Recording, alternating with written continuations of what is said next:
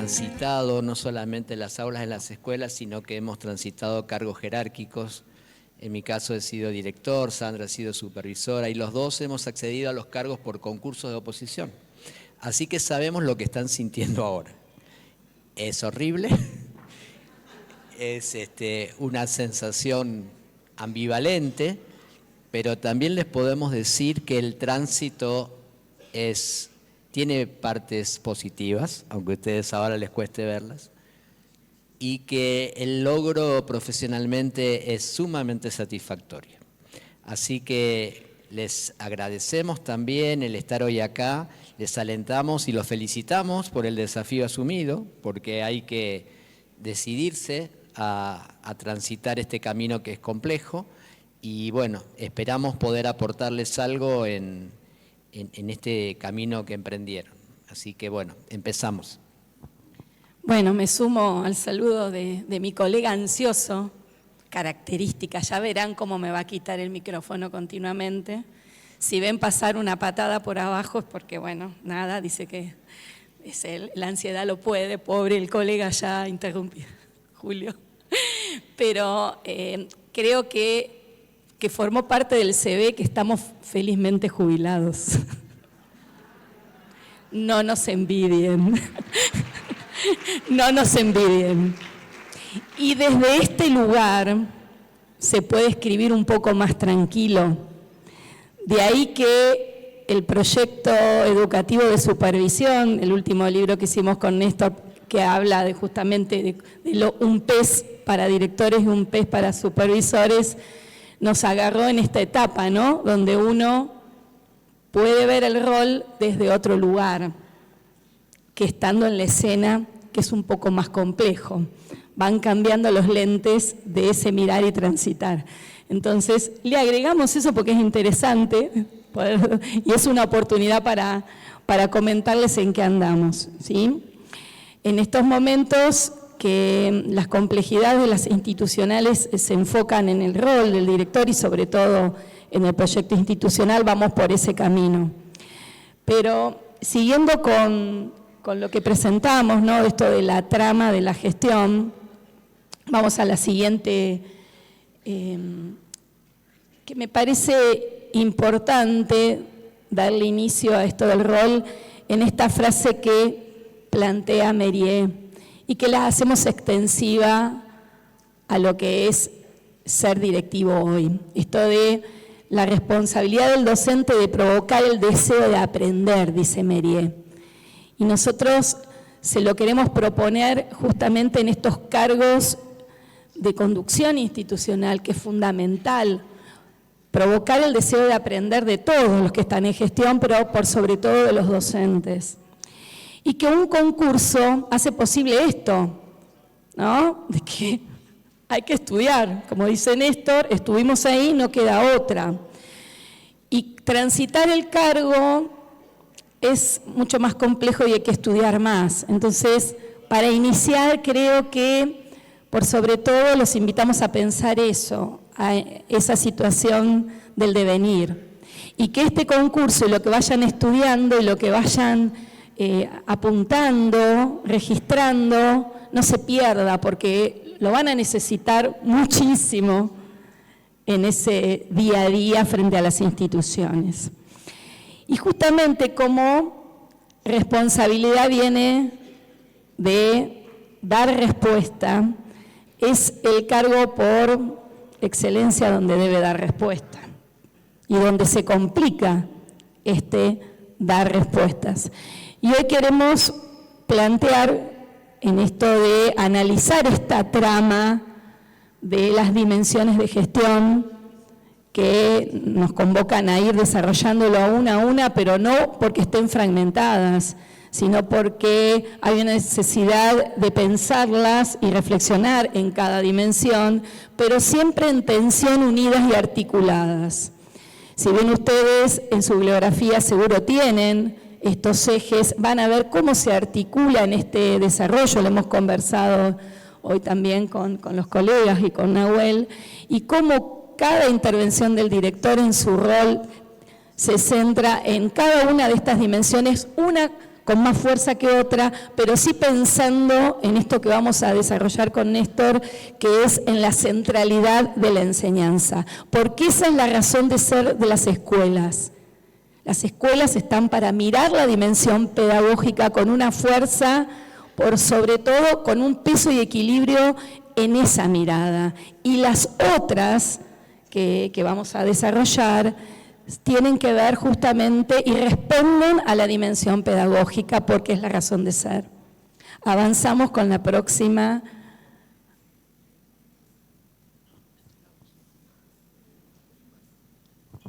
Bueno, le comentaba yo recién a Nahuel que si no tenemos inconveniente en dejarle la presentación, así que si después ellos se los van a facilitar, se las van a compartir, ¿sí? Digo, para evitar la foto, tomar nota de lo que va a estar en lo que nosotros estamos comentando.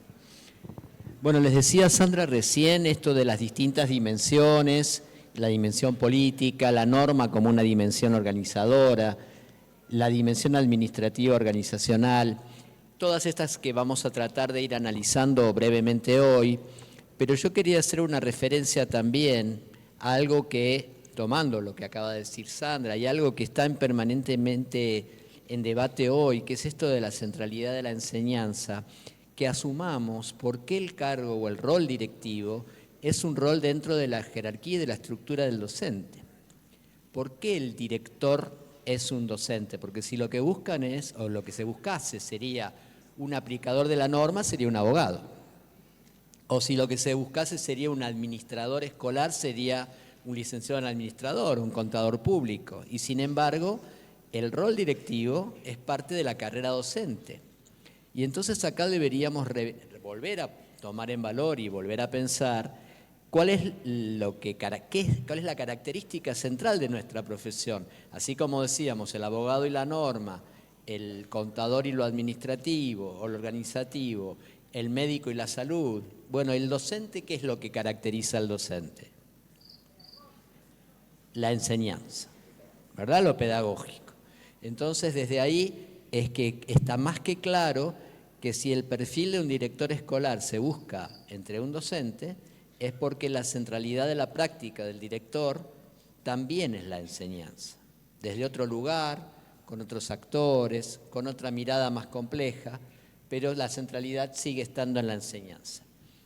Y para tomar un primer punto de análisis de estas dimensiones que repetimos, las presentamos separadas como una forma de organizar el discurso, pero que es indispensable entramar una con otra y ver que todas terminan siendo subsidiarios de lo pedagógico. Empezamos por la dimensión política. Y acá algunos, cuando nosotros hablamos de una dimensión política, tienen como un escozor, porque hay así como una especie de reacción social hacia lo político. Y cuando nosotros decimos, el director además de docente, igual que cualquier docente, es un actor político, estamos hablando de política educativa, no estamos hablando de política partidaria. Estamos hablando que existe un marco, que ahora vamos a tratar de profundizar, que pone esta responsabilidad en los docentes por ser garantes de esa política pública que es el pensar a la educación como un derecho social y un derecho de todos los niños, jóvenes y adultos que pertenecen a nuestra comunidad. Eso es una definición política. Eso hace a la idea de política de qué es lo que uno piensa que qué concepción tiene de hombre, qué concepción tiene de humanidad, de sociedad, y desde ese lugar el rol directivo es claramente un rol político. Pero además, si nosotros nos centramos en la Ley Nacional de Educación, esa ley plantea ya hace muchos años, todavía en un proceso de conquista en cada uno de los territorios escolares, que ese derecho a la educación implica que así como en otros momentos sociohistóricos esa responsabilidad se dejaba librada, por ejemplo, a las familias o a los padres, el Estado es el que asume ese rol de responsable de garantizar el derecho a la educación. Y cuando nosotros pensamos en el Estado, muchas veces imaginamos el Estado en otro, imaginamos la responsabilidad del Estado de un funcionario en un escritorio. Y la ley claramente define que esa garantía que tiene que brindar el Estado esto que planteamos ahí con esta idea y esta palabra de inclusión, ¿no? Este compromiso de la inclusión, si la educación es un derecho para todos, alguien tiene que responsabilizarse que esos todos formen parte de. Y es ahí donde el Estado nos convoca. Nosotros somos el Estado como docentes. Cada uno de nosotros tiene esa responsabilidad. En distinto lugar, con distinto grado, según el lugar que ocupe, pero asumir como docentes y como directivos que la centralidad está en la enseñanza y desde lo político, cuando decimos generar las condiciones para que todo niño, para que todo joven pueda tener su derecho a la educación, ese generar las condiciones es lo que hoy vamos a tratar de trabajar porque es para lo que estamos convocados, es para lo que estamos contratados, si se quiere también, desde esta perspectiva de trabajo. Y desde ese lugar, fíjense que estamos hablando de un claro posicionamiento político educativo en esto de analizar qué perspectiva de hombre y qué perspectiva de sociedad tenemos. Insisto, no confundamos el rol político del director con un rol político partidario. No estamos hablando de eso, sino que estamos hablando de política educativa. Y esa política educativa es nuestro marco. Ahora, por otro lado, y brevemente me extiendo en esto, vamos a hablar nosotros también de la democratización de las prácticas. Pero la democratización tiene normas. La democracia no es anarquía. La democracia no es anómica. Por lo tanto, alguno podrá decir, bueno, yo no estoy de acuerdo con que todos los chicos estén en la escuela. Y como ciudadano, tal vez uno podría en un debate, en una charla de café, decir, bueno, discutámoslo, planteemos cada uno nuestros argumentos y libremente como ciudadano cada uno adherirá a la postura con la que se sienta más identificado. Pero eso no es posible desde el rol. Cuando uno asume un rol directivo o un rol docente, la política educativa es el marco que nos regula. Y entonces, como ciudadano, yo podré trabajar con una idea, pero como docente, mis ideas tienen que estar en consonancia con lo que este marco político educativo me plantea. Porque vamos a ver ahora también que la norma es lo que nos da el marco de trabajo. Para continuar con esto que planteaba Néstor y avanzar un poquito más, recuerdo, y seguramente ustedes también habrán tenido desde el rol que ocupan o que van transitando, algún conflicto, algún planteo de alguna familia al respecto de la inclusión, ¿no? Y de los propios docentes al respecto de la inclusión también. Y en esto es fundamental la posición del directivo, de conocimiento de su rol político, pero también de enseñante, porque como dijo Néstor, es garante de política educativa, también es enseñante de la misma. Por eso en cada tramo nos vamos a detener muchísimo en la argumentación, porque esto de dar argumentos y razones al respecto de por qué esto sí, por qué esto no, es necesario para la construcción del rol y para justamente estar en ese día a día traccionando con lo que no sucede para que suceda. Y avanzando con la dimensión que continúa y haciendo puente con la dimensión política,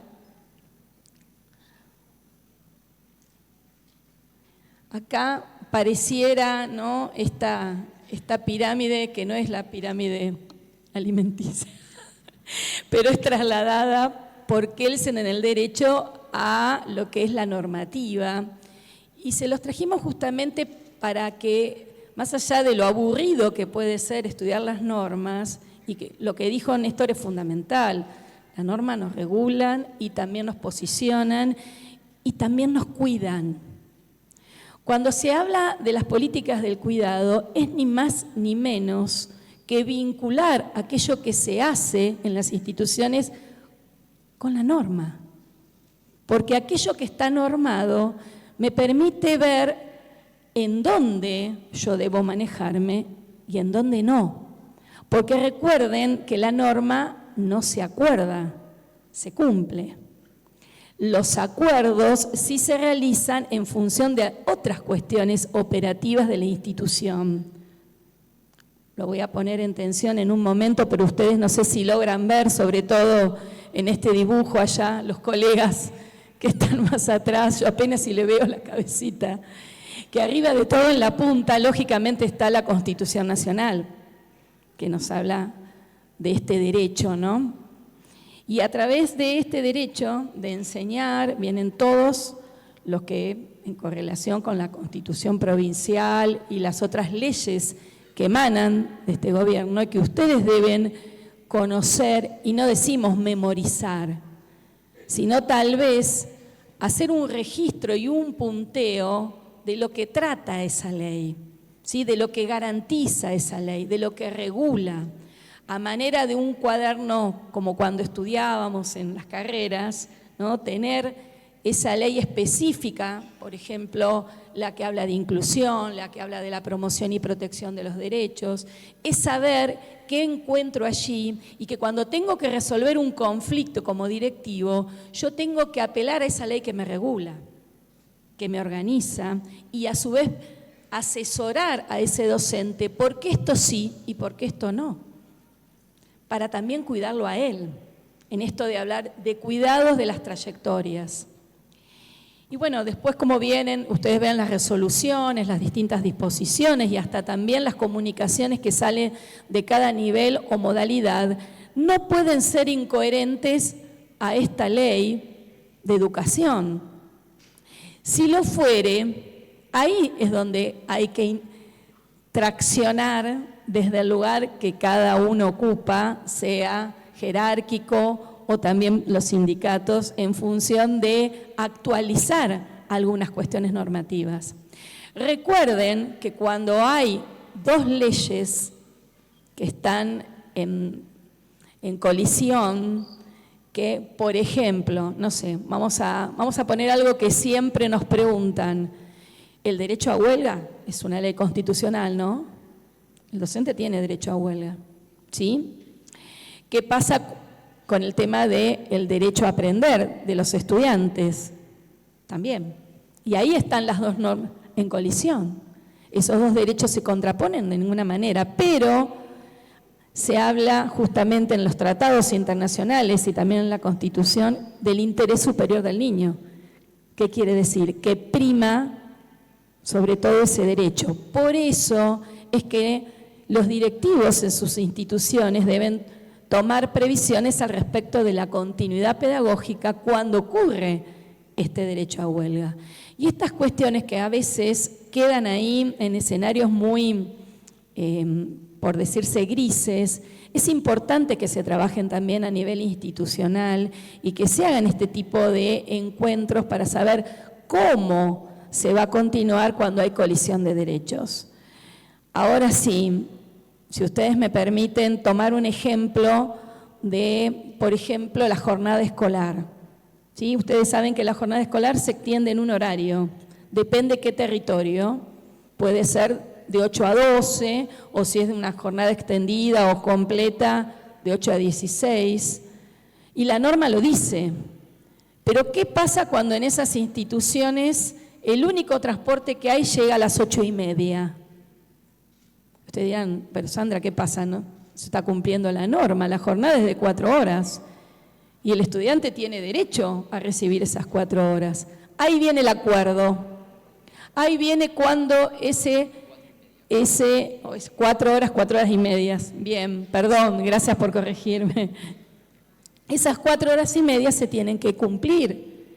Entonces viene el acuerdo que no es que destituye o pasa sobre una norma, sino que regula esa norma a partir de un derecho que tienen los estudiantes y que por eso todos los firmantes, la comunidad educativa en su conjunto con ese directivo, ¿no es cierto?, avalándola, y los supervisores lo regulan y lo transforman a ese acuerdo en beneficio de lo que estamos diciendo, del interés superior del niño, que es a poder aprender. Ahí está esa diferencia básica en lo que es la dimensión normativa ¿Y por qué se lo planteamos? Porque muchas veces se confunde y se cree que acuerdo es lo mismo que norma. ¿Sí? Y en el acuerdo todos tenemos que estar de acuerdo. Un director no va a gestionar los acuerdos diciendo, bueno, ya está, ya hice los acuerdos de articulación, pasen a firmarlos. Si pasa eso, no sé, no creo, debe ser un sueño mío, pero bueno, es más o menos para que ustedes entiendan que la participación es fundamental y se gestiona a partir de las normas que regulan todos estos escenarios. Avanzamos un poquito más. Bueno, pasamos a la siguiente.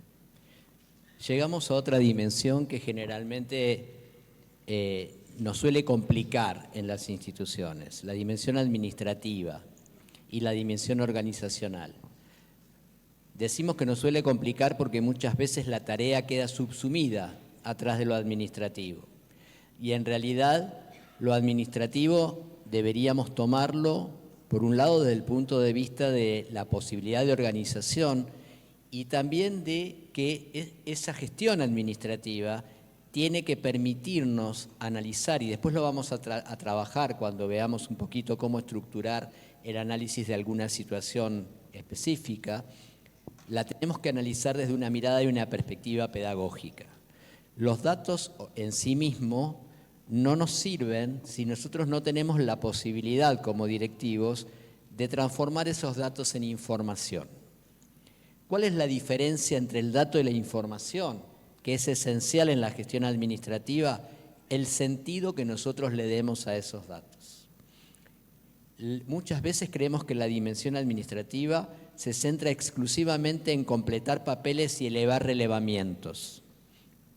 Y a veces hace que la gestión de las escuelas queden atrás de esto, de completar algún registro informático o en papel. Y en realidad lo importante es qué datos y qué información nos da esto como para que nosotros podamos trabajar institucionalmente para garantizar la continuidad de las trayectorias escolares y de mejorar las condiciones a partir de las prácticas de enseñanza y del proyecto de esta institución. Entonces, ¿la dimensión administrativa es importante? Sí, pero siempre acompañando y subsidiando a la dimensión pedagógica, que es lo que nos permite darle sentido a la institución escolar.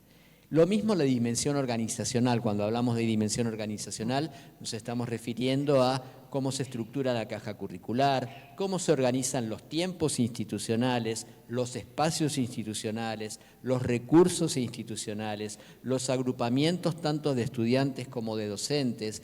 Todo esto tiene que estar pensado en función de lo que hablábamos antes como central, que es la enseñanza.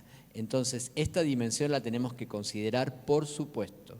Los insumos administrativos son necesarios y son importantes, pero siempre triangulados y entramados para ver qué información podemos sacar de acá y vamos a verlo después con algún ejemplo práctico. Sí, como para ver esta dimensión más profundo, recuerdo los momentos de tensión que todos habrán vivido de que esto es urgente, es para allá. Hay que entregarlo, ¿no? Hay que presentarlo. Y nosotros, desde nuestro lugar de inspectores, le decíamos, ¿urgente para quién? ¿Urgente para quién? Porque estar en una institución trabajando y asesorando a los directores para que los directores asesoren a los docentes, para nosotros será más importante y más urgente. Entonces, el poder pensar ese relevamiento y poder hacer un informe de ese relevamiento y poder, como dijo Néstor, encontrarle sentido y no que se subían sin saber por qué esos datos, era mucho más importante. ¿Para qué nos sirve leer la sobriedad en la institución si no sabemos si esa sobriedad se genera en esta institución o vino de otra o de otra provincia? Entonces, estas cuestiones me parece que son fundamentales que ustedes las tengan en cuenta a la hora de poder argumentar esta trama de los relevamientos. Siguiendo con la próxima dimensión, que es la dimensión para nosotros fundamental en el rol del director, es la dimensión pedagógica didáctica. Y acá todos los que están estudiando seguramente habrán visto mucha bibliografía o habrán visto que debe haber una vuelta a poder encontrarse con aquella bibliografía que hablaba de las teorías de aprendizaje. ¿Por qué razón? No porque van a ir a recitar o van a escribir sobre una teoría, sino que es importante conocer desde qué lugar enseña ese docente. Porque si ustedes pueden ver que sí, la construcción del conocimiento, y en la construcción se ve una clase totalmente desarrollada desde el conductismo, podrán ver en esa gestión de la clase si hay un reconocimiento de esos sentidos pedagógicos. Podrán acercar indicadores para que se pregunten sobre su práctica. Podrán como directores analizar con ellos por qué hay que volver a encontrarse con los momentos de la clase, como cuando estudiaron en la formación. ¿Por qué se saltean momentos fundamentales cuando se los introduce en el conocimiento, en las evocaciones, en la clase anterior o de la semana anterior, o cuando estuvieron la última vez, sobre todo cuando son las áreas de secundaria, ¿no? Podrán encontrarse con las diversidades que hay en esa aula, de cómo se acerca al conocimiento. Y ahí sí se puede decir que este directivo trabaja en pos de la justicia curricular, o sea, para que ese currículum sea vivo en esa institución y para que a través de esos asesoramientos que realizan los docentes se encuentre con la reflexión sobre la accesibilidad didáctica. O sea, si ese modo de enseñar realmente logró mejorar, logró que esos estudiantes pudieran ir avanzando, o si hay que volver a repensarlo en esa propuesta de planificación, en ese entrar en diálogo día a día, esas estrategias que ahora vamos a ver con mayor profundidad. Por eso Néstor dijo hace un ratito esto de que como actor político el directivo es garante, ¿sí? Y también volvemos a retomar que es garante justamente porque necesita como docente que es ser enseñante. Y es su tarea central en una de las dimensiones que articula con el resto. Pasamos a la próxima dimensión. Bueno, una dimensión esencial en todas las instituciones educativas y en la gestión es la comunicacional. Muchos de los problemas institucionales tienen que ver con problemas de comunicación. La palabra comunicación viene de comunis, de ponernos de acuerdo en algo, poner en común, ¿no? Y muchas veces confundimos el poner en común con usar un mismo lenguaje. Y lo importante de un lenguaje es el significado que nosotros le damos a los términos. Algunas cuestiones, por ejemplo, si yo les dijese ahora que hablemos de diversidad, o que hablemos de evaluación, o que hablemos de inclusión, nos encontraríamos con que usamos la misma palabra, pero no necesariamente significa lo mismo para dos personas.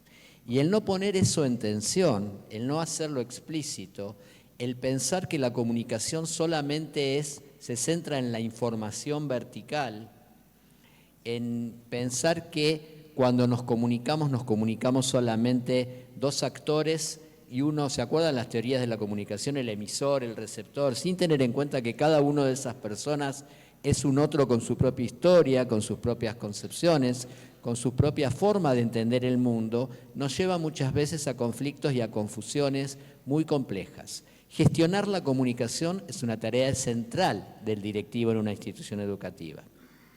El entender que las personas que conforman esa institución son otros, no son enemigos, son otros. Y como otros, en una gestión democrática, tienen una forma de pensar y una forma de entender. Por supuesto, volvemos a lo que decíamos antes. Como garante de política educativa, esa otredad no habilita a tener un posicionamiento político educativo contrario al que debe sostenerse. No, gestionar democráticamente no implica que todos estemos de acuerdo. El debate pedagógico es central en una institución educativa. El problema es cuando ese debate se torna discusión personal, ¿no? Cuando no se torna realmente en esto del debate lo que centra el debate, y ahora lo vamos a ver, y ustedes tienen que desarrollarlo como competencia fuertemente en su práctica de concurso, es la capacidad de argumentar. Y para argumentar nos tenemos que comunicar, porque la comunicación implica que a toda argumentación se le habilita una contraargumentación para poder llegar a una perspectiva común, dentro del marco de la norma, ¿no? Por ejemplo, supongamos una comunidad educativa donde hay un problema de convivencia por la situación o la conducta de un estudiante, y toda la comunidad educativa está de acuerdo con que ese estudiante sea sacado de esa institución. Y entonces ahí democrática y hasta unánimemente docentes, estudiantes, familias, yo digo, yo soy un director democrático, lo pongo en consideración, votamos, el 99% está de acuerdo con que este chico tiene que salir de la escuela. Respuesta, imposible. Porque decíamos antes que el director es garante de política educativa, y la política educativa implica que el derecho a la educación también es para ese joven o para ese niño. Lo que sí tendremos que gestionar y discutir es cómo hacemos. Muchas veces los qué no son discutibles, pero siempre son discutibles los cómo. El pensar en comunidad educativa nos lleva a pensar cuál es la mejor estrategia para que se garantice el derecho educativo de este chico y de todos los demás que se sintieron tal vez afectados por alguna situación. Entonces, esas construcciones solamente son posibles si la dimensión comunicacional es fluida. Y en esa dimensión comunicacional, a veces tendremos que convenir y siempre tendremos que conversar. Ustedes saben qué significa la palabra conversar, porque si estamos comunicándonos, es importante poner en claro las palabras. Conversar significa versar con, y Maturana dice que versar con es una danza que implica el hablar y el escuchar al otro, el reconocer al otro como un sujeto. Vieron que en la bibliografía seguramente algunos ya habrá leído el reconocimiento del otro como un sujeto. Lo que diferencia un objeto de un sujeto es el reconocer que el otro tiene una palabra que decir. Lo que media la subjetividad es la palabra, y entonces por eso es tan importante esta dimensión comunicacional, porque si yo vuelvo a la estructura de la educación decimonónica, digamos, donde el docente era el que tenía la palabra y el estudiante solamente recibía, lo estoy objetivando. Y lo mismo pasa con el directivo y los docentes. Si el directivo solamente es el que marca línea y el docente solamente el que acata, ahí hay un problema que vamos a ver ahora en un ratito, que tiene que ver con diferenciar los conceptos de poder y autoridad, ¿no? Y que requieren que esta práctica comunicacional sea muy desarrollada. ¿Esto implica que no hay responsabilidades distintas? No. ¿Esto implica que no hay jerarquía? No. ¿Esto implica que no hay roles? No. Pero sí que estamos reconociéndonos todos como sujetos en un marco regulatorio que, insistimos, es el marco político-legal. Y avanzamos en la última dimensión que se entrama en esto del rol directivo, que es la dimensión sociocomunitaria. Que esté al final no significa que sea la menos importante, aunque a veces pareciera que lo fuera. Y lo digo también como una crítica, porque esto de en la escuela, en la comunidad y la trama que hay en el encuentro con las familias, a veces pareciera que se da de manera fragmentada, que las escuelas a veces quedan como verdaderas burbujas pedagógicas donde se comunican, en esto de hablar, ponen en común cuando necesitan una respuesta o cuando están en un problema, ¿sí? Por alguna trayectoria. Y en el mientras tanto no se encuentra un trabajo en redes con tantas otras organizaciones de la comunidad donde los estudiantes están aprendiendo. Y cuando hablamos de organizaciones formales y no formales también, ¿no? Cuando es necesario, por ejemplo, que haya la vuelta de un estudiante a la escuela, por disrupciones, o cuando esas familias no encuentran esa escuela por determinadas cuestiones de inclusión con sus hijos. Entonces ahí buscamos en la comunidad, ¿no?, distintos lugares para articular esas trayectorias, cuando debería ser un trabajo continuo que transforme, es como nosotros decimos, una comunidad de enseñanza donde haya una ida y vuelta de esos problemas que rodean a la institución, y esos muros que este directivo debe impulsar que se atraviese en un ida y vuelta, sean rotos y se escuchen esas voces.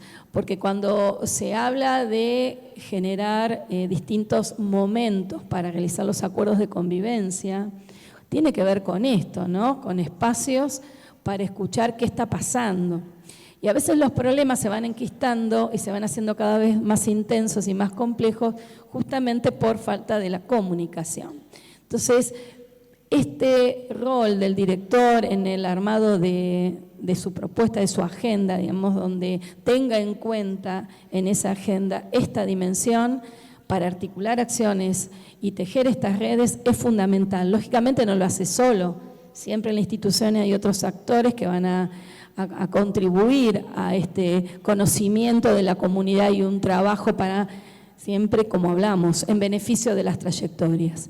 Bueno, estas dimensiones, avanzamos un poquito más, tienen que ver justamente con lo que decía Néstor hoy, con generar en el ser y actuar del día a día de este directivo o de este equipo directivo autoridad pedagógica. Acá tomamos un desarrollo de un autor que creo que está en la bibliografía y además hoy nos comentaban que es coterráneo, Emilio Tenti Fanfani, ¿no? Tenti Fanfani habla mucho del tema de la autoridad diferenciado del poder, y él introdujo hace mucho tiempo esta idea de la autoridad pedagógica, pero a mí me gustaría discutir primero con ustedes qué es la autoridad y por qué la autoridad de un directivo, igual que la autoridad de un docente, es un proceso de construcción. Estamos en un momento de cambios paradigmáticos, ¿no? Pensar que la educación es un derecho es un cambio de paradigma respecto de la concepción anterior de educación. Todo cambio de paradigma tiene que ver con cambios sociales. Y en este sentido, no podemos pensar la escuela hoy como la pensábamos cuando los Estados-nación forman la escuela, donde la escuela fue, en cierto modo, una de las instituciones que permitió la formación del Estado-nación.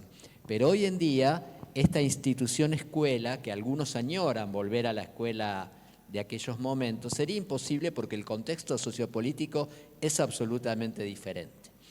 En muchos momentos, en la escuela estuvo vinculada, y la figura del director estuvo vinculada al poder, ¿no?, a la sanción, al control. Algunos de ustedes por ahí son bastante más jóvenes y no recordarán, pero algunos por ahí les han contado, cuando yo era chico iba a la escuela y me amenazaban, porque la palabra era amenaza, que me iban a mandar a la dirección.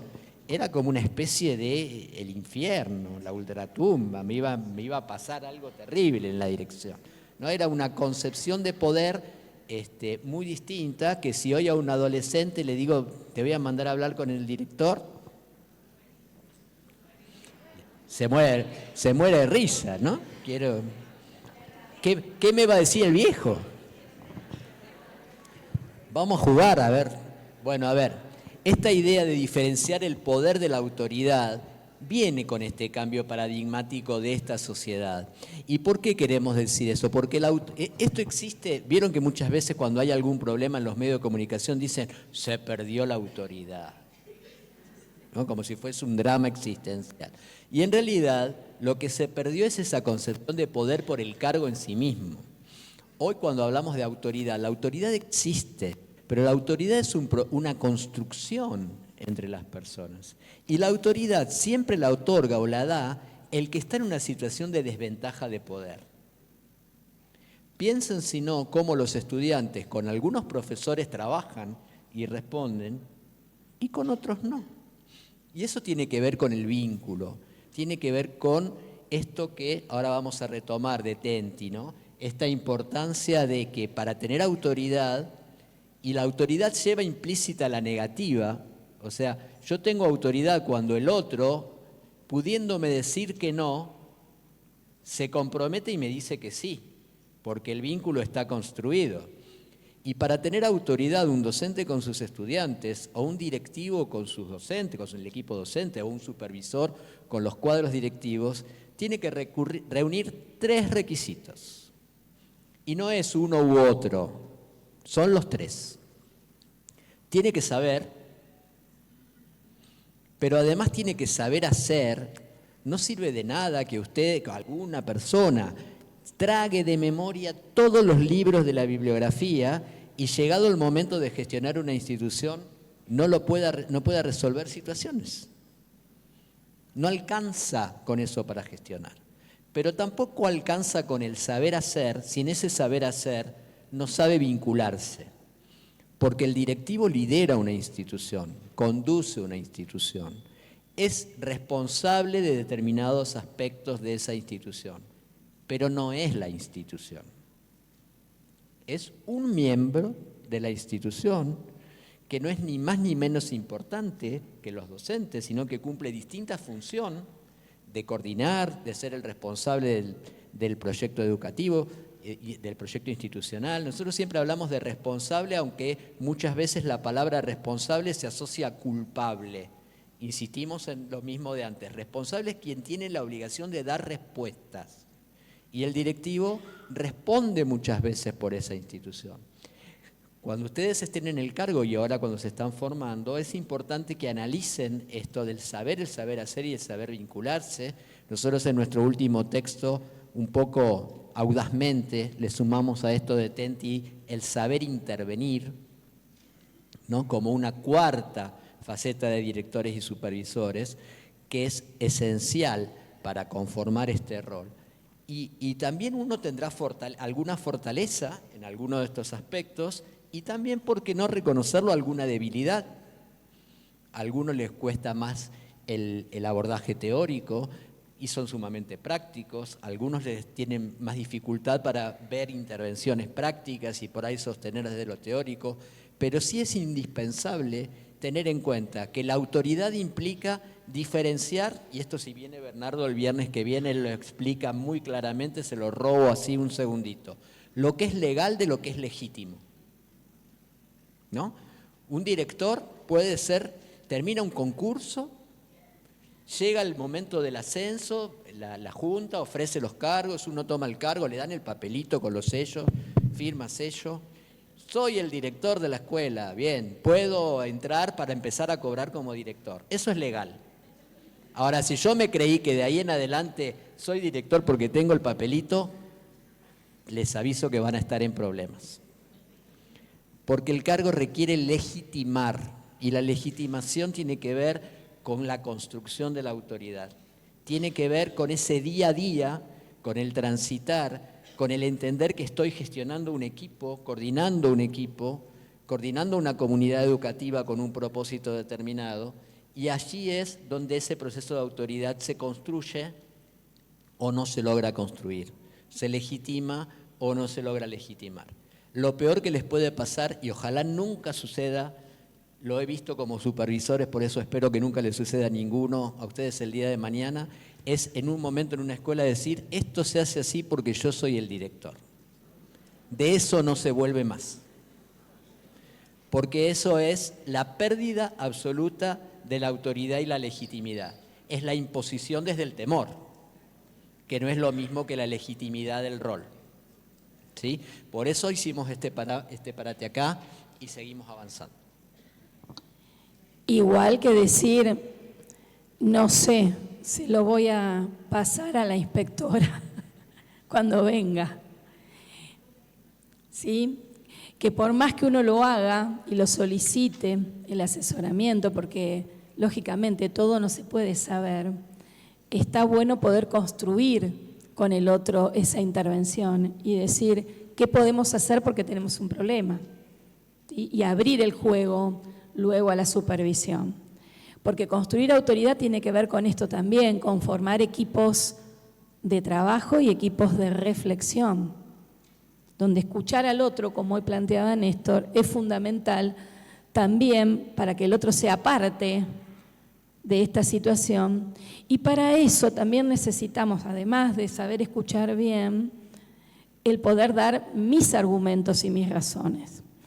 Ustedes van a ver que lo complejo, cuando se sienten a estudiar y se preparen, e inclusive armen sus escritos, ensayos y su glosario de estudio para hacer un punteo de esos conceptos fundamentales, va a ser dar sus argumentos y poder construir esa idea con su propia terminología, más allá de que tomen o citen o parafraseen a cualquier autor, que está bueno, pero llevarlos al campo de sus dichos, porque cuando transitan la escuela son ustedes los que hablan, no van a decir, como dijo Néstor Sopsoli, como dijo Bernardo Blechman, son ustedes caminando, recorriendo la escuela, diciéndole a ese docente por qué esto no está bueno y por qué sí es por este camino. Por eso el campo de la argumentación, esto de prepararse para concurso y para el día a día, es fundamental que lo piensen, porque no solo desde el oral, que yo entiendo que a muchos les cueste al respecto de, en un debate pedagógico, ¿no? Recordar, no decir, bueno, ya vengo, me voy a leer un poquito Vygotsky a ver qué decía. No. Y tal vez en el escrito sí para estudiar, pero recuerden que el docente desarrolla toda su carrera, la mayor parte del tiempo, ¿cómo? Hablando. Somos seres orales los que estamos en la docencia. Y a la hora de organizar esas ideas y poder argumentarlas por escrito, es complejo. Cuando lleguen esta semana a las escuelas, pongan esto como ejemplo. Pidan un informe pedagógico, rápido. Ya, vamos a hablar de Juancito, que no está pudiendo aprender. A ver, vamos a hacer un informe ahí. Y todo el mundo desesperado buscando el anterior, de dónde escribió, pásame un modelo, como pasa con las planificaciones, ¿no? Bueno, este es un tema fundamental a la hora de prepararse para un concurso, esto de recuperar el discurso pedagógico, pero no como discurso de algunos eruditos, como decía Néstor, que están sentados y hablan, sino nuestro discurso pedagógico. ¿Por qué yo digo esto no? ¿Y por qué digo, qué bueno lo que estás haciendo con este grupo de estudiantes? Y ahí le doy una explicación pedagógica y también didáctica. Esto es poder dar argumentos, esto es poder avanzar un poquito más en también que el otro pueda dar sus razones en esto de ser enseñantes como directivos. Y que cuando me contraargumente, no diga, ¿por qué venís a decir esto si yo siempre lo hice así? ¿No? Que Néstor empieza a contar la historia del peseto. ¿Se las contó a alguno de ustedes la historia del peseto? Se la voy a contar porque ya estoy mayor, ¿bien? Me dio el pie. Se la conté yo a él, ¿me entienden? Bueno, a ver, frase típica de la escuela contra los argumentos. Avancemos con esto porque no sé si les suena. Acá siempre se hizo así. No, es que ellos ya avanzaron, vos no avanzaron. Bien, historia del peseto, matrimonio, recién casado. La mujer quiere agasajar a su marido y le dice, te voy a hacer tu comida preferida. Y el marido le dice, peseto al horno con papas. La mujer compra un peseto, le corta las dos puntas, lo mete al horno, sale riquísimo. El marido dice, ¿por qué le habrá cortado las puntas al peseto? Bien, segunda vez que hace peseto al horno con papas, le corta la punta y le pregunta, ¿qué pasó? ¿Por qué le saca? Yo siempre lo hizo así, mi mamá me enseñó así, vamos a preguntarle a mi mamá, le van a preguntar a la madre, a mí mi mamá me enseñó así, van a preguntarle a la viejita, 102 años, ¿por qué le cortaba la punta del peseto? Es que yo la asadera que tenía era chiquita. Entonces, la importancia de la argumentación implica que un director escolar tiene que poder desnaturalizar. ¿Qué significa la palabra desnaturalizar? No dar por sentadas las cosas que siempre se hicieron así y que pasan a formar parte de la cultura de una institución. A ver, aquellos que trabajaron en varias instituciones sabrán que no se trabaja igual en la 1 que en la 2, ¿no? Porque cada una tiene su propia historia, porque acá siempre se hizo así. Seguramente leerán cosas sobre lo instituido, lo instituyente, y lo trabajarán. Pero es importante esto de argumentar en dos cuestiones. Primero, que argumentar es dar razones. Nosotros les sugerimos ya que haya cosas que empiecen a eliminar de su discurso. Vieron que cuando, por ahí no les vamos a hablar ahora de cuestiones ultra académicas, pero escribir, cuando les toque escribir o desde la oralidad, con términos del a mí me parece, yo creo que, yo pensaría, si yo fuese el director haría, bueno, obvíenlos. No los incorporen a su lenguaje, porque ustedes tienen que dar un argumento. Y ahora vamos a ver cómo argumentamos, ¿no? En esto de, ustedes van a rendir una instancia de su concurso que implica analizar un caso, una situación, un escenario, un problema, y nosotros vamos a tratar de compartir con ustedes algunas líneas posibles en esto de construir argumentos. Construir argumentos, decíamos, es dar razones, pero además, en la práctica, pasamos a la siguiente, un buen directivo da razones teniendo en cuenta que su perspectiva y su mirada en esto de construir autoridad, ¿se acuerdan del saber? Implica que el otro también tiene saberes. Y que entonces la mirada de un director, por ejemplo, cuando visita una clase, por ejemplo, cuando analiza una planificación, es una mirada. Pero la construcción real implica, decíamos, reconocimiento del otro como sujeto, dar la palabra y ver la posibilidad de la otra mirada. Nosotros en nuestros textos hablamos de la mirada externa, de quien supervisa, y de la mirada interna, quienes está transitando la práctica. Por eso es tan importante lo que en la bibliografía encontrarán como la comirada, la mirada compartida, la mirada reflexiva, que implica que no se trata acá de ver quién tiene razón, sino de construir la mejor fundamentación. Por eso, en este proceso que ustedes van a transitar, les recomendamos estas cuestiones para tener en cuenta en su texto, en la organización del análisis de su caso. Siempre que uno analiza un caso y construye un argumento, tiene en cuenta estos aspectos que ahora vamos a analizar con ustedes.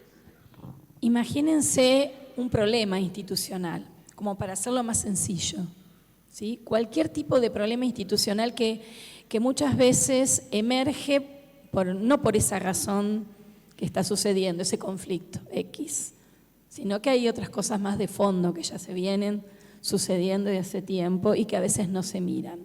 Por eso el primer paso sería el reconocimiento de esos conceptos, esos núcleos, esos términos que hacen ruido y tensionan y que forman parte de lo que es el paradigma de la educación como derecho y que no están ocurriendo y que por eso, bueno, se genera ese problema.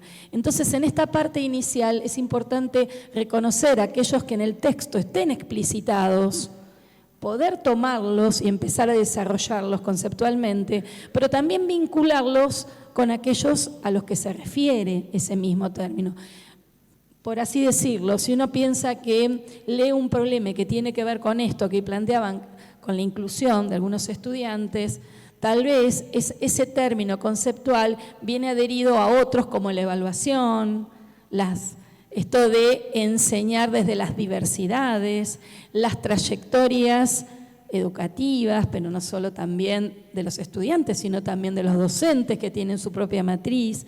Bueno, toda esta trama conceptual es lo que les va a permitir a ustedes ubicarse en ese caso, en ese problema, en ese escenario, para luego ir pensando cuáles son los insumos que leerían ese problema en esa institución.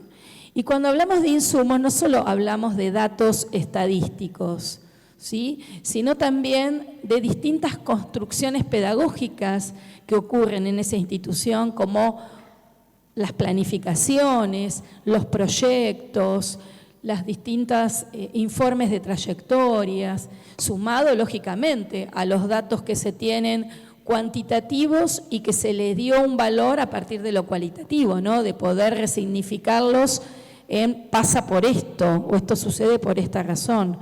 Y todos esos insumos se tienen que poner en tensión y se tienen que, justamente como se dice, triangular, o sea, darle una lectura unida para poder explicar ese problema, que ya conceptualmente en la parte introductoria lo definí. Estos indicadores que justamente se van a leer en tensión y que se van a seleccionar, porque lógicamente no se puede hablar de todo.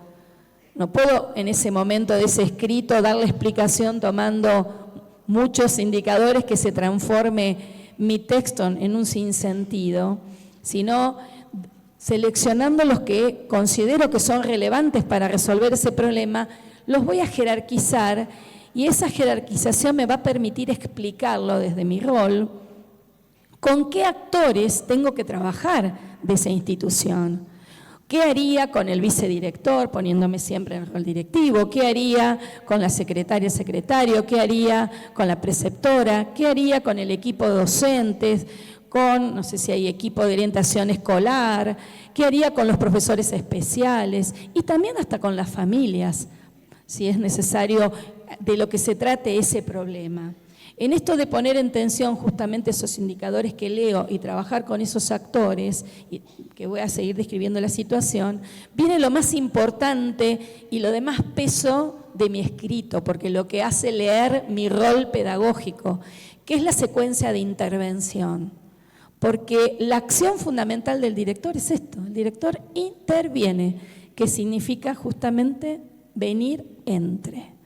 En el venir entre y poner el cuerpo para resolver ese problema y para dar respuesta, tiene que pensar cómo en esa serie de acciones secuenciadas, sistemáticas, articuladas, va a ir dando respuesta. Esto de tomar previsiones a la hora de planificar esa agenda y de darle un tiempo y decir qué voy a hacer con qué actor, o sea, cómo lo voy a llevar a cabo, va a pensar justamente en que si organiza una reunión plenaria, no va a decir organizo una reunión plenaria para identificar el problema, sino va a decir cómo lo va a hacer, qué va a llevar esa reunión, con qué grupo va a trabajar en pequeños, porque justamente son muchos en una institución, entonces primero con un grupo, luego con otro, cómo va a relevar aquello que acordó y sistematizó, cómo esa memoria pedagógica la va a volver a trabajar en el próximo encuentro, cómo va a poner eso que se definió, se acordó luego en un drive, por ejemplo, para que todos lo tengan a mano y lo lleven a su propuesta pedagógica, cómo va a seguir visitando el aula y viendo a través de los registros que realiza en el aula qué sucede en el aula, porque ese es el lugar del director y siempre su escrito se tiene que ir a ese lugar como escena fundamental de análisis, la gestión de la clase. Entonces va a poner en tensión qué va a haber en esa clase, si los recursos son los adecuados en función de lo que se planificó, si las condiciones didácticas del aula son las propicias para que todos participen, si solamente habla el docente y si los momentos de la clase se dieron al respecto de lo que estaba pensado, si la clase tiene propósito, y todo eso lo va a analizar ¿cómo? Con discurso pedagógico, no con una descripción narrativa. El alumno se paró, la maestra le dijo, en el pizarrón copió, luego se sentó. No es eso. El relato pedagógico es poder, con un pequeño texto, encontrarse con aquello que se planificó, aquello que ocurre en términos didácticos. Si ocurrió el enfoque del área, y si el enfoque del área no ocurrió, ¿por qué? ¿Y cómo continúa? Bueno, todas estas situaciones que son intensas y que hay que empezar a escribir para que justamente leerse y compartir esos escritos me llevan luego a una conclusión. Y en esa conclusión va a estar puesta de manifiesto esa evaluación de la práctica, ¿sí? De esa práctica de gestión, esa práctica que hace el director y que planifica y piensa para justamente seguir de manera recursiva pensando cómo ese problema puede llevar a otro tal vez mayor. Por ahí el problema sea la vuelta a la didáctica, por ejemplo. O el problema sea que lo que se planifica no es realmente lo que pasa en el aula. Entonces esa conclusión siempre me va a abrir a otra cuestión para seguir trabajando y para seguir pensando. Es más o menos una síntesis de lo que serían estas variables. Vamos a ir profundizando un poquito esto de cómo estructurar las intervenciones. Si avanzamos, en realidad, cuando ustedes les planteen un caso, siempre la primera parte de ese análisis es identificar por qué eso que les están planteando requiere la intervención del director. Y si requiere la intervención es porque hay un problema. El tema es identificar cuál es el problema. Muchas veces a nosotros, y esto lo encontramos en muchas bibliografías, la figura del iceberg es la más clara. Lo que a ustedes les van a dar como situación, analizar en el caso, no necesariamente es el problema, sino que muchas veces, por no decir siempre, es la manifestación del problema. Si yo tengo alguna situación, como puede ser discontinuidad de un estudiante que en su trayectoria, o una repitencia reiterada, fíjense que lo que estoy planteando es algo visible, algo que me llama la atención, ¿sí? Por ejemplo, que los estudiantes con un docente haya un porcentaje muy alto de estudiantes con índices de desaprobación, o que una evaluación se haga de determinada manera no acorde con atender a las diversidades. Bueno, ahora, ¿ese es el problema en sí mismo o esa es la manifestación del problema? Y acá es lo primero que un director tiene que poder analizar, es encontrar la causa, porque para resolver un problema yo tengo que saber qué es lo que lo está originando, no la manifestación de. Por eso decimos que cuando hay algo que plantear, hay que fundamentar.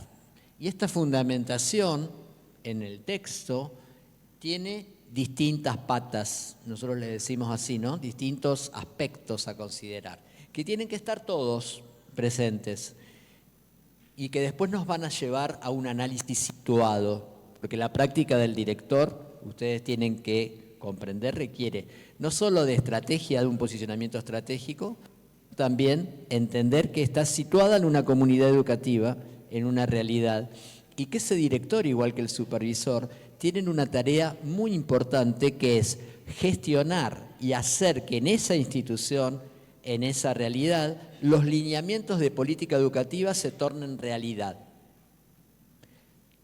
No de una manera aplicacionista, sino, ¿se acuerdan cuando estudiábamos y por allá aparecía la idea de transposición didáctica de Chevalier?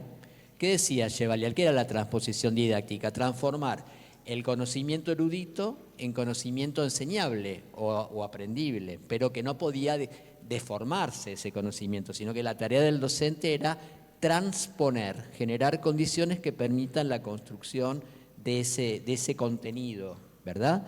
Bueno, el director también transpone, pero transpone los lineamientos de política educativa que son generales y que en general nadie discute, como por ejemplo, la educación es un derecho para todos, la inclusión tiene que considerarse, hay que enseñar atendiendo a las diversidades, hay que respetar las distintas formas de culturas, los estudiantes tienen distintos modos y tiempos de aprender, todo esto lo vivimos leyendo. Ahora, ¿qué es lo que un director hace o un supervisor hace en su territorio? Trasladar eso a la situación que yo tengo, con los docentes con los que trabajo, con estos estudiantes, con esta comunidad, con estos recursos, o sea, transformar ese qué en un qué posible teniendo en cuenta los cómo.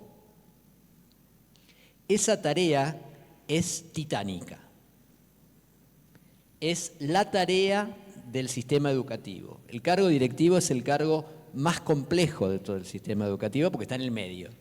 Es el jamón del sándwich, digamos, es al que todos le van a ir a reclamar. Los docentes, los alumnos, las familias y, por si esto fuera poco, cuando no lo logra el supervisor. Al horno con papa.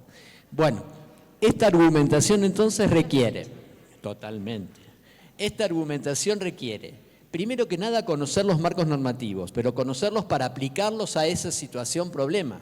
para aplicarlos a ese caso, no para recitar la norma automáticamente, sino para poder aplicarlos. Como decía Sandra antes, las conceptualizaciones de esas ideas nodales, les estamos diciendo eso como para empezar a orientarlos en qué focalizarse, ¿no? Porque es tanto lo que tenemos que empezar a hacer foco.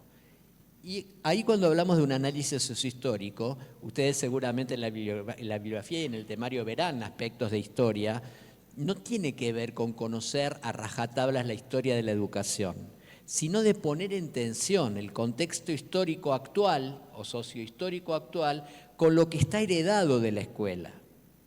La escuela también está construida a partir de una historia y a partir de cuestiones que están cristalizadas. Por eso es importante ese rol directivo como agente que desnaturaliza, que mueve estructuras para generar condiciones que permitan pasar de aquello que está cristalizado pero que es un problema, como por ejemplo evaluar a todos los estudiantes de la misma manera, pretendiendo que todos aprendan lo mismo en los mismos tiempos y con la misma metodología, a reflexionar y construir condiciones para que se enseñe y se evalúe desde atender a las diversidades.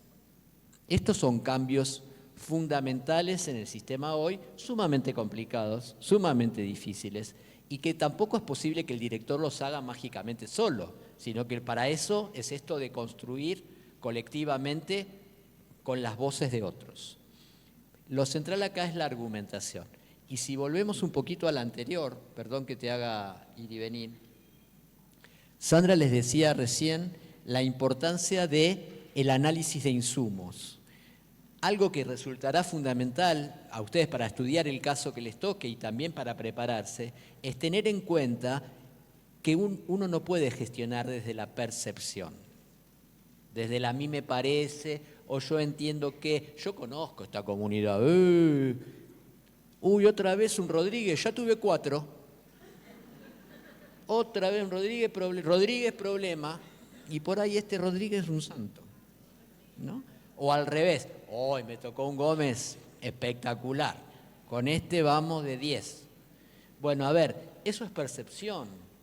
Quien gestiona desde la lectura de datos y desde la lectura empírica de estos datos y desde entender que muchas veces los datos no son bien interpretados tampoco, ¿no? Entonces, un trabajo que ustedes van a tener que hacer en el análisis de estos casos o de estos escenarios sobre los que les toque trabajar, va a ser muy importante definir qué insumos administrativos o pedagógicos a mí me darían información si yo las puedo interpretar y cómo los entrelazo para que esa información sea lo más certera posible, para empezar después a tomar decisiones en las intervenciones que ahora vamos a ver.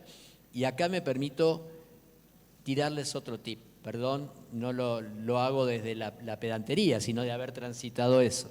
Eviten la lista de supermercado. Esto así no. Esto así como está presentado no sirve para nada. Dice, entonces para resolver este problema yo voy a hacer reuniones, entrevistas, voy a visitar el aula. A ver, todo eso puede estar bien, pero presentado así no dice nada. Cuando uno construye un argumento, dice qué va a hacer, cómo, para qué, con quiénes, cuándo y cómo va a medir el impacto de eso. Entonces, si yo a cada una de estas intervenciones le agrego todas las respuestas a todas esas preguntas, mi producción pasa a ser un argumento que soluciona ese caso. Si yo lo dejo solamente en el título del diario, no dije nada. Entonces, acuérdense de siempre que ustedes piensen en una situación concreta, sumarle a eso, que aparte el problema del escrito es que lo que está escrito es lo que van a leer, pero uno en la cabeza piensa todo eso, lo que pasa es que no lo llega a plasmar. Entonces lo tienen que incorporar ya desde ahora como parte de su estrategia. El qué, con el cómo, con el cuándo, con el para qué. El para qué es esencial, porque el para qué es lo que ahí decía el problema. El para qué siempre tiene que responder a cómo esto contribuye a mejorar la situación. ¿Con quiénes? Porque el director solo no está en la escuela, el director coordina y lidera un equipo de trabajo y cada uno de esos actores institucionales o comunitarios es importante. ¿Y cómo hago para medir el impacto? ¿Cómo? Porque una intervención puede ser efectiva o no, puede requerir un ajuste o no. Si yo desarrollo y desagrego todas esas cuestiones, estoy construyendo la solución a un caso o a un problema. Estoy retando porque tengo miedo que no se escucha. ¿Vieron que con el micrófono? Y bueno, pon el micrófono. Y en esto recuerdo para un poco, a ver si, que es difícil esta hora, ¿no? Recuerdo como inspectora feliz, una directora me recibe con esto de que le había asesorado cómo trabajar en parejas pedagógicas. Y dice, ya está. Ya implementé, están trabajando en parejas pedagógicas. Me tomé el trabajo de ver las cajas curriculares, de buscar los horarios que coinciden, nos sentamos, hicimos reuniones, nos pusimos de acuerdo qué van a trabajar en el aula para acompañar las trayectorias, para que Bueno, perfecto, dije yo feliz, vamos al aula, porque bueno, iba a ser ahora, porque la trama tiene que dar continuidad al asesoramiento, ¿sí? Poder ver qué pasó. Vamos al aula. Y encontramos, bien, estaba ya el primer punto, estaba la agenda y estaba la docente con su pareja pedagógica, sentada allá en el fondo, corrigiendo las carpetas. Me fui de triste y la directora se dio cuenta que no basta con lo que ella dice, que puede tener muy buenas intenciones con lo que ella hace, que es recursivo, que la intervención, como dijo Néstor, se tiene que explicar, pero también cómo se va a dar continuidad, cómo se va a evaluar esto que está sucediendo, cómo se va a medir el impacto y qué se va a hacer al respecto de esto, porque uno después le pregunta, ¿y por qué estás corrigiendo? Tal vez ese docente escuchó todo y decidió eso o no entendió lo que tenía que hacer en el aula. Que tenía que hacer ese momento un registro anecdótico para luego compartir en ese registro esa práctica en otro encuentro y poder ver qué pasaba con las intervenciones de la docente y de los estudiantes que no estaban aprendiendo. Por ahí no entendió. Entonces es importante que cuando ustedes elijan y secuencien en esa intervención, lo que van a hacer es que digan, como dijo Néstor, que con quién todo, pero que expliquen cómo se va a evaluar la misma, ¿sí? Como esto que de todas estas tomamos un ejemplo y que no es menor decir que un director construye un documento técnico, porque los documentos no solo tienen que venir de la dirección del nivel o de la modalidad.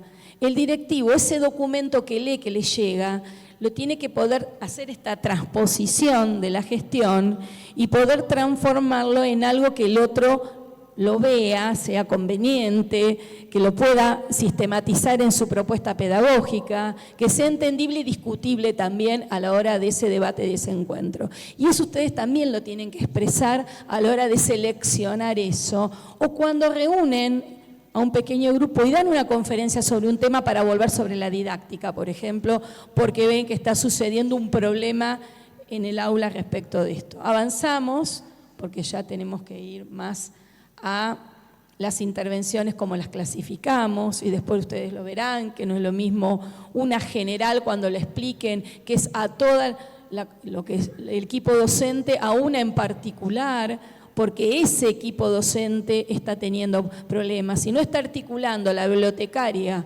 con los docentes, no sé, de primaria, de primer ciclo, es que tengo que trabajar como directora con ellos y explicar qué voy a hacer y cómo lo voy a hacer. Y si es situada, solamente voy a ir con ese docente, no voy a hacer una reunión para trabajar lo que necesito con ese docente en una entrevista donde tal vez le doy ese informe que hice para asesorarlo en el aula y para llegar a un encuentro mejor. Si avanzamos otro poquito más, para ser más rápido, van a encontrarse con este tipo de intervenciones que tienen que ver con el foco que se realice. Por ejemplo, no es lo mismo ir a trabajar con la secretaria porque hubo un problema en lo administrativo, en esto que decimos de la lectura de algunos insumos, a trabajar, por ejemplo, con algunas cuestiones propias por un conflicto vincular en hacer una mediación, y esta mediación van a ser por separado con esa parte, y bueno, esa intervención va a estar muy resguardada y va a ser de cuidado. Si avanzamos en la próxima, se van a encontrar con este gran campo de intervención del director que tiene que ver con el proyecto institucional. Y cuando decimos gran campo de intervención no es porque él lo haga, ¿sí? O porque lo herede y ahí queda y se le va agregando las primeras hojitas, sino porque es el que dinamiza esa construcción con los equipos docentes a través de encuentros que pueden ser fragmentados, no es necesario tener a todo la cantidad de los docentes, sino a pequeños encuentros o micro reuniones para poder encontrarse con los problemas institucionales y que esos problemas sean reales, no los que direcciona el director porque le parece que tenemos que ir este año por este lado, sino que esas preguntas, esos insumos que lleva al encuentro, haga que los docentes se encuentren con ese problema, porque ese mapeo se puede hacer si realmente los docentes pueden ver esas problemáticas, si no va a estar despersonalizado y no tiene sentido. Y fíjense que hay una barrerita ahí como que separa el PES, porque el PES no es de construcción colectiva. El proyecto de supervisión es del director para poder asesorar todo lo que integra ese proyecto institucional, sea el proyecto de inclusión, si hay un plan de prevención de riesgos, de articulación. El director tiene que asesorar y supervisar estos proyectos para seguir asesorando. Y esto lo hace en construcción con el equipo directivo, porque si no, cae todo esto que se definió y se planificó. Y el próximo año, si avanzamos, y lo vamos a ver clarito acá, en la próxima, para ser más rápido, dado los tiempos, en este mito que seguramente lo conocen, ¿no? De Sísifo, que fue castigado por Zeus a subir la piedra en la montaña continuamente, y que Albert Camus lo toma como una metáfora del esfuerzo incesante, donde parece que siempre se vuelve a empezar ese proyecto institucional y se nos viene encima de la cabeza todos los años en el mes de diciembre cuando se hace la evaluación, o en febrero cuando se intenta definir una línea porque me lo están pidiendo para presentar. Entonces hay un esfuerzo que no llega a buen punto, no llega a un buen puerto, mejor más que un punto, porque el punto final lo pone uno cuando dice hasta acá. No podemos seguir así, haciendo a contrarreloj cuestiones, como en este caso estamos nosotros, por los tiempos también de ustedes, ¿sí? Avanzamos un poquito más en la próxima, que nosotros los definimos como los grandes ladrones del tiempo de este director, que son los cronófagos, aquellos que nos roban el tiempo a la hora de la gestión, que es el teléfono, el celular, las agendas que las manejan otros y no el equipo directivo, ¿sí? La agenda que de alguna manera sale de manera intempestiva a atender los emergentes y no aquello planificado, aquello que es importante. Aquello que es importante y urgente y que no le queda más remedio que hacerlo y no se puede postergar. Lógicamente hay imponderables que es necesario que esté este director, pero la agenda está para eso, ¿sí? La agenda está para ser analizada por qué razón no se pudo concretar aquello que esa semana o esa quincena se había planificado. Entonces siempre vamos, a avanzar para ir cerrando, porque lógicamente, nosotros también tenemos nuestros cronófagos. Menos mal que iba a hablar yo. No me dejó. Bueno, a ver, un posicionamiento en esto de las intervenciones focalizadas, sí, entendemos. El director asesora, sugiere, acompaña, indica, orienta. El tema es que todas estas acciones son conjuntas y no hay que tener ningún problema en hacerlo. Si yo digo, el buen director es el director que acompaña. Eso está ahora en mucha bibliografía. Uno lo lee y dice, qué bueno el director que acompaña. Yo acompaño a mi mamá al médico y eso no me hace un buen director. A ver, sí es importante tener en cuenta que la tarea implica el asesoramiento. El asesoramiento requiere de pensar con el otro en perspectiva de mejora y también la supervisión. Supervisión no como perspectiva de control, sino supervisar una práctica que es inherente a la función directiva y también a la función supervisiva para reconocer y valorar aquellos que se está haciendo bien, porque en las escuelas hay muchas cosas que se hacen bien, y también para pensar con el otro aquello otro que es necesario revisar y reflexionar y pensar otro camino. Y ahí en ese otro camino es donde aparece ese directivo que, ¿se acuerdan? Para construir autoridad pedagógica tenía que tener conocimiento, tenía que tener saberes. Saberes que le va a proponer como un camino a recorrer a ese docente y luego de ese asesoramiento y de esa supervisión lo va a acompañar. Porque si yo simplemente lo acompaño es un acompañamiento hacia la punta del precipicio. No di ninguna alternativa. O sea, hice, retomando algo que decía Sandra antes, lo que nosotros sintetizamos en la palabra cumplimiento. Cumplí y miento. De paso, un ratito. Hago de cuenta que, ¿no? Y también un buen directivo indica. Ahora, ¿cuál es la diferencia entre asesorar e indicar? Cuando yo indico, y acá retomamos lo que decíamos al principio, me centro en la normativa. Yo indico el cumplimiento de una norma y eso no es discutible. Y cuando yo indico a un docente, sobre todo si en este caso ustedes van a ascender ahora por concurso y alguno le va a decir, te pusiste la gorra, ahora, ¿no? Ahora que sos el director te calzaste las jinetas. Tienen que entenderse en la comunidad educativa que cuando hay una indicación, y volvemos al principio, la norma nos cuida. Si hay algo que no estamos cumpliendo y que está normado, que un directivo me indique su cumplimiento es porque me está cuidando de ir hacia algo más complicado. Entonces es importante que ese directivo acompañe e indique. Y a modo de cierre, porque queremos habilitar las preguntas de ustedes, vamos a esta reflexión.